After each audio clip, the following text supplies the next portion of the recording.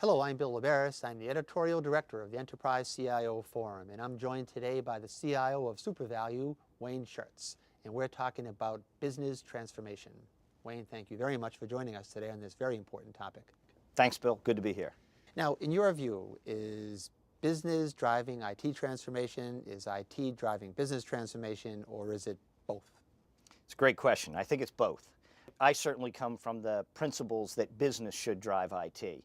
And to a large degree, I think business does drive the transformation, and IT is an enabler to that. And as business changes, IT can be a great enabler to help them.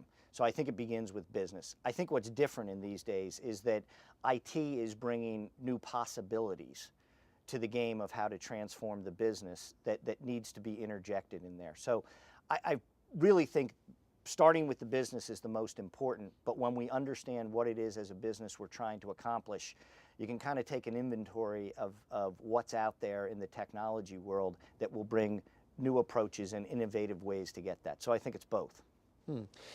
Wayne, what factors, be they technological, be they political, or whatever, do you think stand most often in the way of IT being able to fulfill this role as a business transformer? Bill, I think it's the way IT and the business have traditionally dealt with one another. And too often IT has been the department that's off in the closet who gets called in when there are requirements. And there seems to be this separation between the two.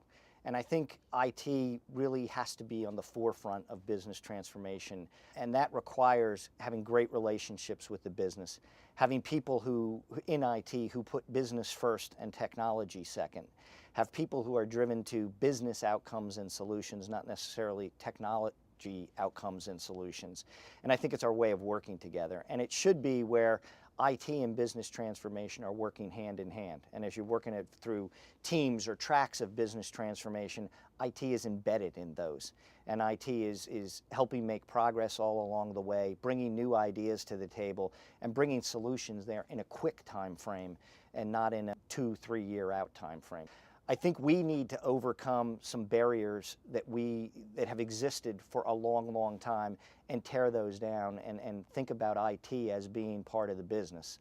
And the best way that IT can do that is to behave like part of the business.